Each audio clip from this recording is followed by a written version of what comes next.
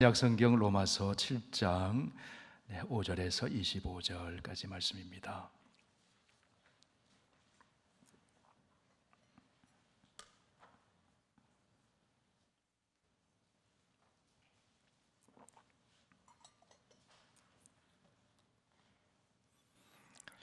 신약성경 248쪽입니다. 로마서 7장 5절에서 25절까지 이 계시의 하나님 말씀 봉독할 때 하나님의 음성을 들으실 수 있기를 바랍니다. 우리가 육신에 있을 때에는 율법으로 말미암는 죄의 정욕이 우리 지체 중에 역사하여 우리로 사망을 위하여 열매를 맺게 하였더니 이제는 우리가 얽매였던 것에 대하여 죽었으므로 율법에서 벗어났으니 이러므로 우리가 영의 새로운 것으로 섬길 것이요 율법 조문에 묵은 것으로 아니할지니라. 그런즉 우리가 무슨 말을 하리요? 율법이 죄냐? 그럴 수 없느니라. 율법으로 말미암지 않고는 내가 죄를 알지 못하였으니 곧 율법이 탐내지 말라 하지 아니하였더라면 내가 탐심을 알지 못하였으리라. 그러나 죄가 기회를 타서 계명으로 말미암아 내 속에서 온갖 탐심을 이루었나니 이는 율법이 없으면 죄가 죽은 것임이라. 전에 율법을 깨닫지 못했을 때에는 내가 살았더니 계명이 이름에 죄는 살아나고 나는 죽었도다. 생명에 이르게 할 그 계명이 내게 대하여 도리어 사망에 이르게 하는 것이 되었도다. 죄가 기회를 타서 계명으로 말미암아 나를 속이고 그것으로 나를 죽였는지라. 이러보건대 율법은 거룩하고 계명도 거룩하고 의로우며 선하도다. 그런즉 선한 것이 내게 사망이 되었느냐? 그럴 수 없느니라. 오직 죄가 죄로 드러나기 위하여 선한 그것으로 말미암아 나를 죽게 만들었으니 이는 계명으로 말미암아 죄가 심히 죄되게 하려 함이라.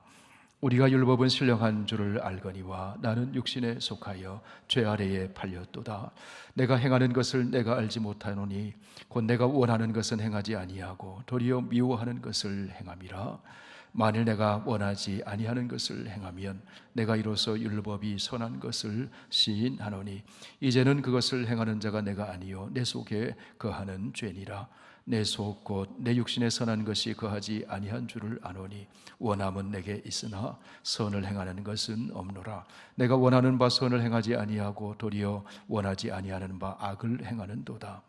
만일 내가 원하지 아니하는 그것을 하면 이는 행하는 자는 내가 아니요 내 속에 거하는 죄니라. 그러므로 내가 한 법을 깨달았노니 곧 선을 행하기 원하는 나에게 악이 함께 있는 것이로다. 내 속사람으로는 하나님의 법을 즐거워하되 내 지체 속에서 한 다른 법이 내 마음의 법과 싸워 내 지체 속에 있는 죄의 법으로 나를 사로잡는 것을 보는도다. 오라 나는 곤고한 사람이로다. 이 사망의 몸에서 누가 나를 건져내랴. 우리 주 예수 그리스도로 말미암아 하나님께 감사하리로다. 그런즉 내 자신이 마음으로는 하나님의 법을 육신으로는 죄의 법을 섬기노라. 아멘. 오늘도 예배 자리에 이런 것은 하나님의 사랑의 확실한 증거인 줄 믿습니다. 우리의 마음이 성령의 감동을 받아 하나님 말씀이 하나님의 말씀으로 들려지게 하시고 이 말씀의 거울에 비춰 우리의 삶이 바르게 세워지고 하나님이 주시는 분복을 누리며 하나님께 영광 돌리도록 인도하여 주시옵소서. 예수님 이름으로 기도하옵나이다. 아멘. 밝은 해를 마주하여 바라보면 자기가 서 있는 자리 주위에 그림자가 생깁니다.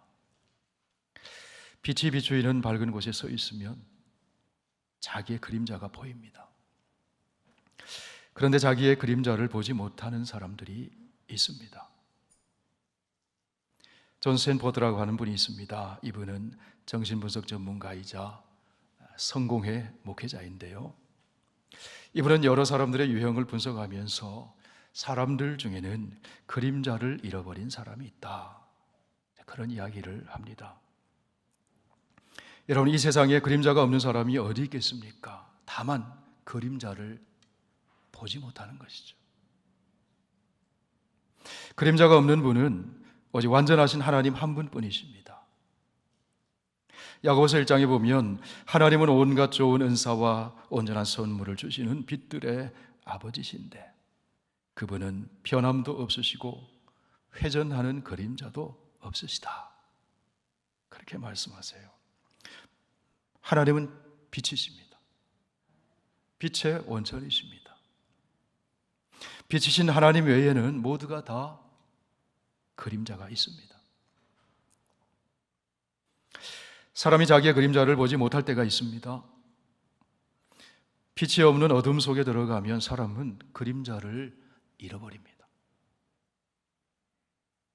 사람이 자기의 그림자를 잃어버리면 너무나도 쉽게 거짓을 행하고 악과 손을 잡게 됩니다. 그래서 성경은 어둠을 죄의 상징으로 봅니다. 어둠 속에 살면 그림자를 잃어버려요.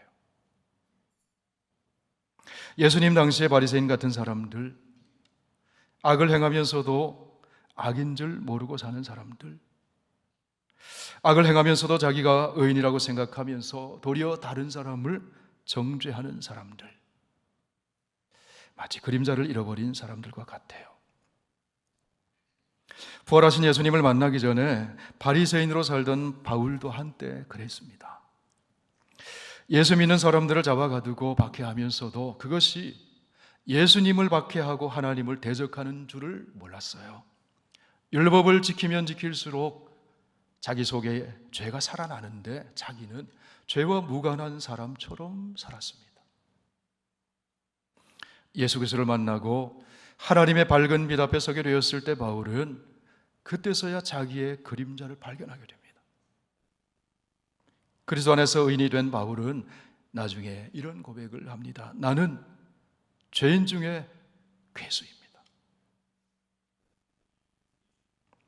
그림자를 잃어버린 사람들 중에는 무신론자와 독재자들이 있습니다. 무신론자에게는 악의 문제가 없습니다. 절대적인 가치 기준이 없습니다. 그렇기 때문에 선이나 악은 무신론자에게 존재하지가 않습니다. 하나님이 사람에게 부여해 놓으신 인간의 존엄성을 억압하고 생명을 함부로 살상하는 독재자들은 대부분 그림자를 잃어버린 사람들이에요. 그런 사람들은 하나님을 두려움이 없습니다. 죄악을 행하면서도 양심의 가책을 받지 않습니다. 죄책감이 없습니다. 자기의 그림자를 보지 못하기 때문에 그런 것입니다. 아브라함과 그의 아내 사라가 함께 그랄 땅으로 갔을 때 아브라함은 그의 아내, 실제로는 이복 누이였죠. 그 아내 사라를 누이라고 얘기를 했어요. 아내였잖아요. 누이라고 얘기를 합니다. 그 다음에 아비멜렉이 사라를 데려갑니다. 자기 아내 삼으려고 데려갑니다. 그런데 그 밤에 하나님이 긴급하게 개입하셔서 꿈에 아비멜렉에게 알려줍니다. 그 여인을 건들지 말라고, 남편이 있다고. 그의 남편은 선지자라고. 아브라함과 사라를 지켜줍니다. 아비멜렉이 사라를 아브라함에게 돌려주면서 왜 누이라고 얘기했느냐고. 그래서 아브라함이 이런 얘기를 합니다. 이곳에는 하나님을 두려워함이 없으니 내 아내로 말미암아 사람들이 나를 죽일까 생각하였노라. 하나님을 두려워함이 없는 곳, 그런 사람들, 그림자를 잃어버린 사람들이에요. 악을 행합니다. 그렇기 때문에 나를 죽일까 염려해서 노이라고 얘기했다. 아브라함이 그렇게 얘기해요. 여러분, 죄악이 무엇일까요? 악은 분리입니다. 분리. 하나님으로부터 분리되는 거예요. 죄는 이 하마르티아라고 합니다. 표적을 빗나간다, 이런 뜻이에요. 여러분, 활을 쏘는 궁수가 어디를 향해서 활을 쏘야 되겠습니까? 표적을 향해 활을 쏩니다. 세계 최고의 양궁팀, 활을 잘 쏘는 팀이 대한민국 양궁팀이잖아요. 표적을 정확하게 바라보고 표적을 향해서 활을 쏴요. 죄는 이 표적, 타깃을 보지 못하게 하는 영적인 흑암 상태에서 나오는 겁니다. 이 표적은 하나님이 주신 율법의 말씀이라고 할 수 있어요. 말씀의 빛에 자신을 비춰보면 보이지 않던 자기의 그림자를 보게 돼요. 말씀의 빛에 자신을 비춰보지 않으면 영적인 어둠 속에 가기 때문에 그림자를 보지 못합니다. 그러면 어둠 속에서 죄의식 없이 마음대로 죄를 지으며 살게 됩니다. 죄를 상대화시킵니다. 나는 죄인이 아니라고 생각합니다. 그것이 빛이신 하나님을 떠나서 사는 인간의 모습이에요. 그런 인간의 모습을 바울은 로마서 1장에서 이렇게 고발을 합니다. 또한 그들의 마음에 하나님 두기를 싫어하며 하나님께서 그들을 그 상실한 마음대로 내버려 두사 합당하지 못한 일을 하게 하셨으니 곧 모든 불의, 추악, 탐욕, 악의가 가득한 자요, 시기, 살인, 분쟁, 사기, 악독이 가득한 자요, 수군수군하는 자요, 비방하는 자요, 하나님께서 미워하시는 자요, 능욕하는 자요, 교만한 자요, 자랑하는 자요, 악을 도모하는 자요, 부모를 거역하는 자요, 우매한 자요, 배약한 자요, 무정한 자요, 무자비한 자라. 무자비한 자라. 그들이 이 같은 일을 행하는 자는 사형에 해당한다고 하나님께서 정하심을 알고도 자기들만 행할 뿐 아니라 또한 그 일을 행하는 자들을 옳다 하느니라. 그들이 이 같은 일을 행하는 자를 사형에 해당한다고 알고도 자기들만 행할 뿐 아니라 그런 일을 행하는 자를 옳다 하느니라. 타겟을 잃어버렸어요. 하나님의 주되심을 거부하고 살아가는 죄인들, 타겟을 잃어버렸습니다. 그림자를 잃어버린 사람들의 모습입니다. 죄악 속에 살면서도 죄에 무감각합니다. 죄책감이 없습니다. 이것이 죄다. 이것이 하나님의 선하신 뜻이다. 그런 기준이 없어요. 그 기준이 없으면 사람들은 제 마음대로 함부로 죄악을 행하며 살게 됩니다. 그래서 하나님께서는 모세를 통해서 율법을 주신 것입니다. 이것은 하나님 앞에서 인간이 지키며 살아가야 하는 기준이다. 기준을 가르쳐 주신 거예요. 그 율법을 들여다볼 때 사람들은 잃어버린 자기의 그림자를 찾게 돼요. 여러분, 우리가 운전하면서 다니잖아요. 운전할 때 속도를 내다가도 스쿨존을 지나갈 때 되면 몇 마일로 줄여야 됩니까? 20마일 이하로 줄여야 돼요. 저희 집에서 교회 올 때 스쿨존이 있어요. 거기다가 카메라까지 달려 있어요. 속도를 내다가도 스쿨존이 딱 카메라가 번쩍번쩍하면 속도를 줄여요. 20마일 넘기면 범칙금을 세게 물거든요. 그렇게 규정해 놨거든요. 속도 제한 표지판, 그것을 보면서 사람들은 생각하는 거예요. 여기서 20마일을 넘기면 교통법규 위반이다. 그러면 범칙금을 물고 벌점도 올라가고 보험료도 올라가고, 여기서는 20마일을 넘기지 않도록 운전해야지. 무엇을 보기 때문에요? 표지판을 보기 때문에. 그렇지 않으면, 표지판이 없으면 속도 막 내요.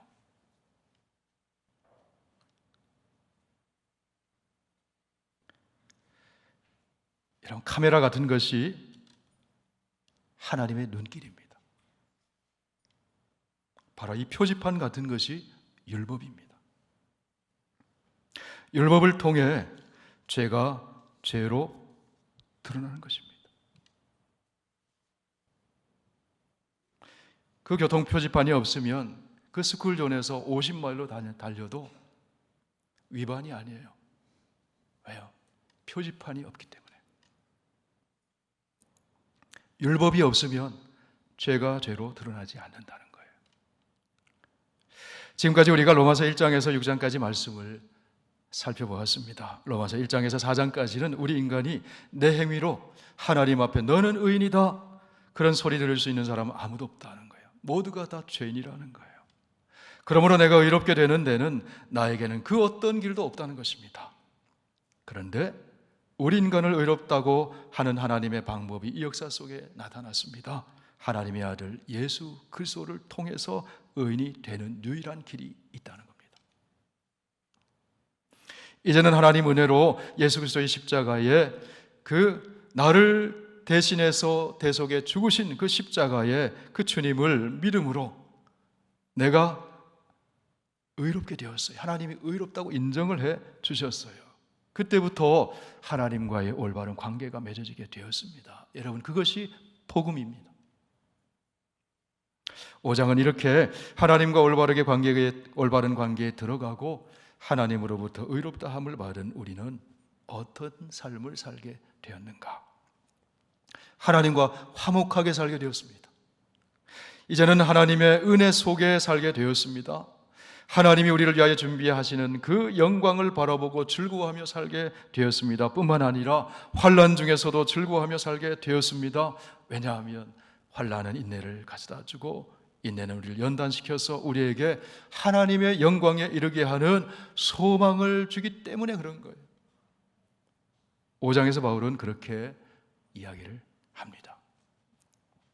로마서 6장은 이렇게 우리가 새로운 삶을 살게 됐지만 우리가 살고 있는 세상은 여전히 악이 있고 죄가 있고 여러 가지 부조리로 가득 차 있습니다. 그러면 이 세상에서 어떻게 살아야 죄를 이기고 세상에서 승리하며 살 수 있는가 하는 겁니다. 그러기 위해서는 알아야 된다는 겁니다. 무엇을 알아야 합니까? 우리가 죄에 대해서 죽었다는 거예요. 죄가 지금 있습니다. 그런데 예수 그리스도를 믿는 저와 여러분이 죄에 대해서 죽었습니다. 그래서 예수와 함께 십자가에서 죽었습니다. 그리고 하나님에 대하여 다시 살아나는 자로 산 자가 되었습니다. 실제로 우리의 모습은 그렇지 않아요. 그런데 그렇게 여겨라.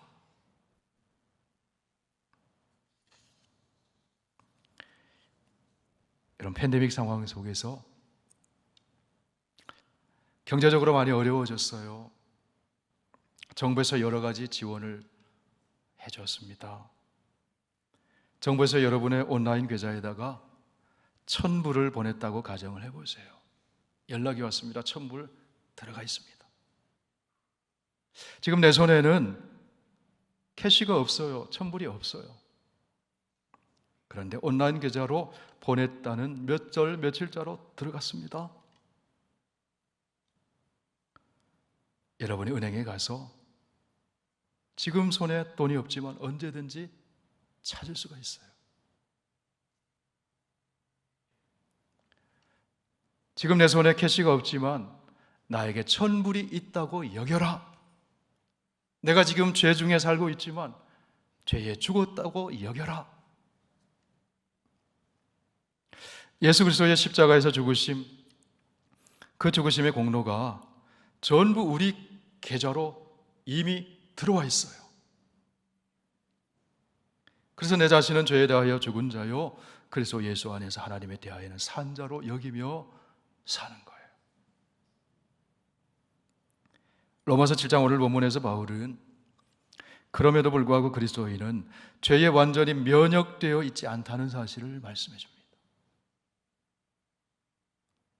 바울은 죄와 싸우는 자기의 고뇌와 갈등을 고백하면서 이야기를 해줍니다. 그리스도인 중에는 하나님을 믿는다고 하지만 알고 보면 율법주의자가 많습니다. 이런 사람은 언제나 법 아래에 있어요. 법의 속박을 받아요. 율법을 두려워해요. 자신과 하나님과의 그 관계가 내가 얼마나 법에 순종했는지에 의해 좌우된다고 생각합니다. 내가 이거 지키고 내가 바르게 살고 착하게 살고 그러면 좀 안심을 해요. 아, 나 천국 갈 수가 있겠구나. 그런데 실상 그렇지 못해요. 지키는 것 같은데 지키지 못해요. 또 죄가 살아나요.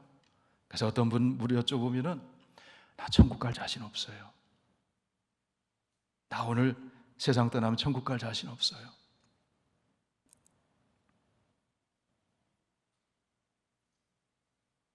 여러분, 천국은 내가 율법 지킴으로 가는 것이 아니에요. 예수 그리스도의 공로를 힘입어 그 십자가의 죽으심과 부활의 복음을 믿음으로 우리는 천국 가는 겁니다.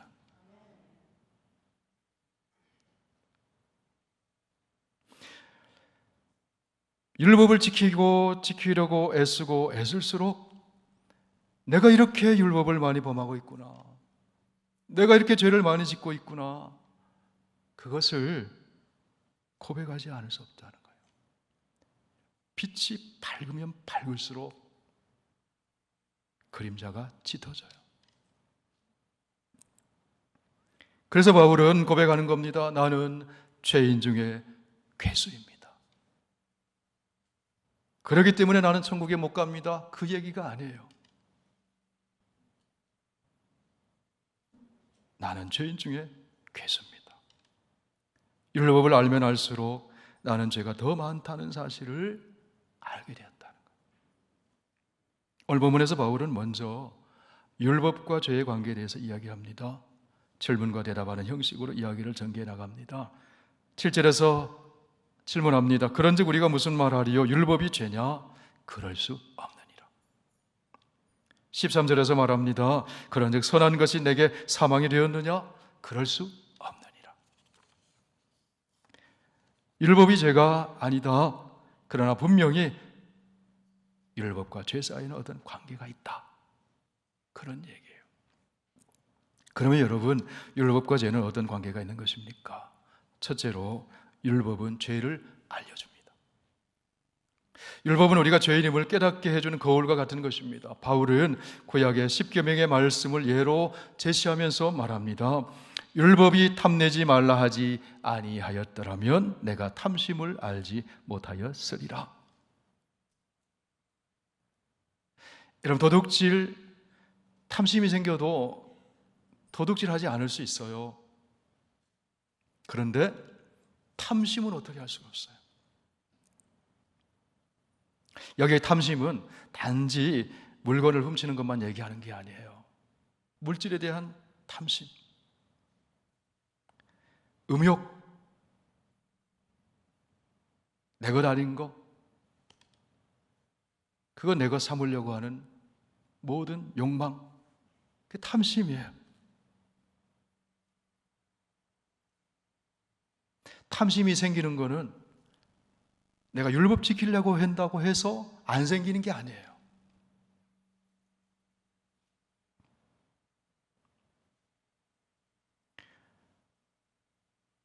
율법은 죄를 알려줍니다. 이것이 죄다. 그래서 우리가 주님 앞에서 탐심을 마음으로 범한 죄도 회개하잖아요. 둘째로 율법은 죄를 살려냅니다. 전에 율법을 깨닫지 못했을 때는 내가 살았습니다. 그런데 계명이 이르며 죄는 살아나고 나는 죽었도다. 본래 율법의 계명은 사람을 생명에 이르게 하는 것을 목적으로 삼았어요. 그러나 이제 생명에 이르게 할 그 계명이 10절 말씀입니다. 내게 대하여 도리어 사망에 이르게 하는 것이 되었도다. 왜 그렇습니까? 죄의 간악함 때문에 그래요. 죄의 세력의 간악함 때문에.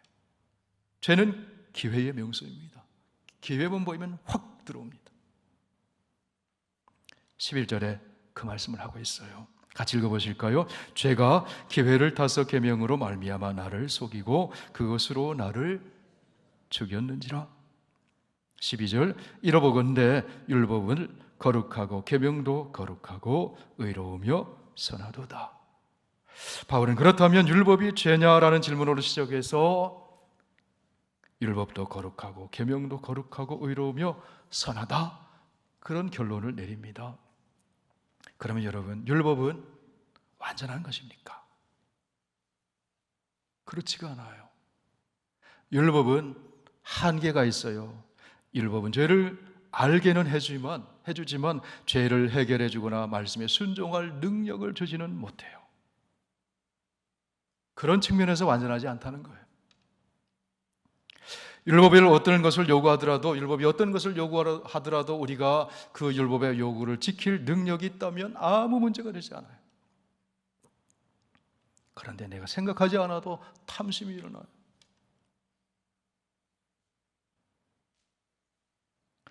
우리는 율법의 요구 앞에 무능한 존재입니다. 그 요구를 전부 행할 능력이 없습니다. 그래서 율법이 아닌 그리스도 예수로 말미암은 하나님의 은혜가 우리에게 필요한 것이에요. 율법이 오기 전에도 죄가 이미 세상에 있었어요. 죄인을 지배하고 있었어요. 단지 죄가 죄로 드러나지 않기 때문이었습니다. 죄가 만들어 놓은 어두운 그림자를 보지 못한 것뿐이에요. 로마서 5장 말씀을 다시 한번 보십니다. 그러므로 한 사람으로 말미암아 죄가 세상에 들어오고 죄로 말미암아 사망이 들어왔나니 이와 같이 모든 사람이 죄를 지었으므로 사망이 모든 사람에게 이르렀느니라. 죄가 율법 있기 전에도 세상에 있었으니 율법이 없었을 때에는 죄를 죄로 여기지 아니하였느니라. 5장 20절에서 말씀합니다. 율법이 들어오는 것은 범죄를 더하게 하려 함이라. 율법은 선한 거예요. 본래 생명을 주려는 거예요. 그런데 율법이 온 것은 범죄를 더하려는 것이다. 이게 무슨 뜻일까요? 이 범죄를 더한다는 것은요, 마치 그냥 육안으로는 안 보이는데 돋보기를 가져다 대고 확대해서 보면 보이지 않던 것이 보인다는 거예요. 밝은 빛이 창문 틈을 파고 들어오면 보이지 않던 먼지가 보이듯이, 그게 율법이라는 거예요. 현미경으로 보면 세균이 득실득실해요. 하나님 말씀에 비춰보면 우리의 삶 속에 죄가 얼마나 많은지 몰라요. 율법은 죄를 죄로 보이게 만드는 역할을 한다는 거예요. 그래서 죄를 더하게 한다고 표현하는 겁니다. 오늘 본문에서 바울은 십계명의 10번째를 예를 들어서 설명을 합니다. 우리 7절 말씀 우리 함께 읽어보시겠습니다. 그런즉 우리가 무슨 말을 하리요? 율법이 죄냐? 그럴 수 없느니라. 율법으로 말미암지 않고는 내가 죄를 알지 못하였으니 곧 율법이 탐내지 말라 하지 아니하였더라면 내가 탐심을 알지 못하였으리라. 8절입니다. 그러나 죄가 기회를 타서 계명으로 말미암아 내 속에서 온갖 탐심을 이루었나니 이는 율법이 없으면 죄가 죽은 것이라. 죄가 나타나지 않는다는 거예요. 율법이 없으면. 율법이 없다면 탐심을 몰랐을 것입니다. 율법이 없다면 죄가 죽었을 것입니다. 그러나 율법을 통해 내 안에 탐심이 있음을 알게 되었습니다. 율법으로 인해 탐심이라는 죄가 살아났다는 거예요. 여러분, 어떤 사람이 중병에 걸려 있다고 생각을 해보세요. 자각증세도 없어요. 그동안 진단 도구가 없어서 내가 어떤 병에 걸렸는지, 중병에 걸렸는지를 몰랐어요. 그런데 어느 좋은 병원을 알게 되고 가서 그곳에 가니까 뛰어난 최신 의료 진단 도구가 있어요. 진단을 해봤더니 중병이 발견된 거예요. 내가 중병에 걸렸구나. 자각 증세가 없을 때는 두려움이 없었어요. 그런데 발견되고 나니까 두려움이 생기는 거예요. 죄의 지배를 몰랐을 때는 두려움이 없었어요. 그런데 율법을 통해 알게 되었을 때 죄를 떨쳐버리는 것이 아니라 죄가 우리에 대한 지배를 강화해서 나를 죽이고 있더라는 거예요. 성도 여러분, 예수 그리스도를 믿기로 결단하는 순간 우리는 이미 그리스도와 함께 죽었습니다. 십자가에서 죽었습니다. 그리고 그리스도의 다시 살아나심과 함께 우리도 다시 살아나서 새로운 삶을, 새 사람의 삶을 살게 되었습니다. 그것을 상징적으로 보여주는 예식이 세례식입니다. 6장에서 그렇게 말씀을 했어요. 이미 우리는 예수 그리스도를 믿음으로 구원을 받았습니다. 아멘은 이때 하는 겁니다. 예수 그리스도를 믿음으로 우리는 구원을 받았습니다. 그런데 아직 구원이 완성된 건 아닙니다. 이미 우리에게 하나님 나라가 임했습니다. 그런데 아직 하나님 나라가 완성된 것은 아닙니다. 이미 우리가 의인이 되었습니다. 그런데 아직 의인의 삶이 완성된 것은 아닙니다. 이 세상에 살아가면서 우리는 여전히 죄의 유혹을 받고 죄를 지으며 삽니다. 이 세상에는 죄의 세력이 있습니다. 그 죄의 세력이 율법을 통해서 우리를 지배하는 거예요. 율법이 없으면 죄의 세력의 지배를 받고 있으면서도 죄인 줄 몰라요. 마치 그림자를 잃어버린 사람처럼 사는 거예요. 지난 시간에 우리는 이미와 아직 사이에서 살아가는 삶이 그리스도인의 삶이다, 그렇게 얘기를 나눴습니다. 애굽에서 이미 구원을 받았지만 아직 가나안 땅에 들어가지 못한 이스라엘 백성들처럼 광야 생활하는 것이 그리스도인의 모습이다. 이 세상의 삶과 오는 세상, 하나님 나라의 삶 사이에서 사는 사람이 그리스도인이다, 그렇게 말씀을 나눴습니다. 애굽에서 종살이 하면서 할 때 이스라엘 백성들에게는 율법이 없었어요. 애굽의 문화, 애굽과 그 바로의 통치 질서 아래서 살았습니다. 죄 지으면서 살았습니다. 우상 숭배에 노출되어 있었습니다. 그런데도 죄인 줄 모르고 살았습니다. 그런데 이제 애굽에서 나와서 구원받고 시내산에서 하나님께서 모세를 통해 율법의 말씀을 주셨습니다. 이제는 이렇게 하면서 살아라, 이렇게는 하지 말고 살아라. 그렇지 않은 것은 하나님 보시기에 죄라는 거예요. 율법의 역할이 그런 것입니다.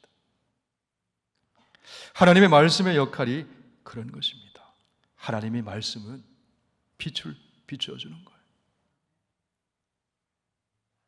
주의 말씀은 내 발의 등이요 내 길의 빛이니이다. 빛이 비추이면 보이지 않던 그림자가 보여요. 제 말씀 준비하면서 석양이 지는 해를 바라보면서 진짜 그림자가 있나 봤어요. 그림자가 짙어요. 평소엔 제가 의식하지 못하고 그림자 있는지 없는지 의식하지 못하고 살았어요. 근데 빛을 보니까 그림자가 선명한 거예요. 말씀에 빛에 비춰보면 내 안에 그림자가 있는 것이 보이는 거예요. 성도 여러분, 어둠 속에 거하면서 자기의 그림자를 잃어버린 사람은 죄와 싸우지 못합니다. 안 보이기 때문에.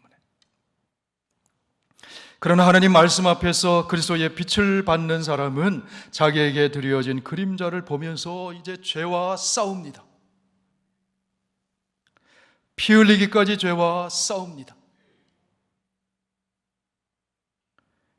그래서 히브리서 12장 4절에서 말씀하잖아요. 너희가 죄와 싸우되 피 흘리기까지는 싸우지 아니하고 탄식하면서 죄와 싸웁니다. 오늘 본문에서 바울이 자기 자신이 그렇게 하고 있다는 것을 이야기해 줍니다. 우리 22절에서 23절 다 함께 읽습니다. 그러므로 내가 한 법을 깨달았노니 곧 선을 행하기 원하는 나에게 악이 함께 있는 것이로다. 내 속사람으로는 하나님의 법을 즐거워하되 내 지체 속에서 한 다른 법이 내 마음의 법과 싸워 내 지체 속에 있는 죄의 법으로 나를 사로잡는 것을 보는도다. 오호라, 나는 곤고한 사람이로다. 이 사망의 몸에서 누가 나를 건져내랴. 바울의 이 고백을 읽을 때 저는 윤동주 시인의 시가 생각이 나요. 죽는 날까지 하늘을 우러러 한 점 부끄러움이 없기를 잎새에 이는 바람에도 나는 괴로워했다. 오호라, 나는 곤고한 사람이로다. 그림자를 잃어버렸을 때는 이런 탄식조차 없었어요. 죄악 속에서 죄를 지으며 살면서도 죄를 죄로 알지 못했습니다. 가책도 없었습니다. 탄식도 없었습니다. 죄에 대해 무감각했습니다. 마치 나병에 걸려 모든 신경이 마비된 사람처럼 우리 하나님 앞에서 영적인 신경이 마비된 채 죄에 무감각하게 살았습니다. 그런데 그리스도 안에서 하나님의 주신 율법의 말씀을 들여다보니 자기의 죄가 드러나더라는 거예요. 죄가 살아나서 나를 지배하고 있더라는 거예요. 그렇게 살면 안 되지. 하나님 말씀 따라 이렇게 살아야지. 악을 행하면 안 되지. 하나님의 뜻을 따라 선을 행하며 살아야지. 거룩하게 살아야지. 그런데 그렇게 살 수 있는 능력이 없어요. 날마다 죄의 세력이 너무 강하게 밀려오는 것이 우리의 삶의 모습이라는 거예요. 선을 행하기 원하면서도 악을 행하는 모습을 보게 되는 거예요. 내가 이 나쁜 습관 끊어야지, 도박 끊어야지, 마약 끊어야지. 그게 잘 안 돼요. 제가 그렇다는 게 아니에요. 그게 잘 안 돼요.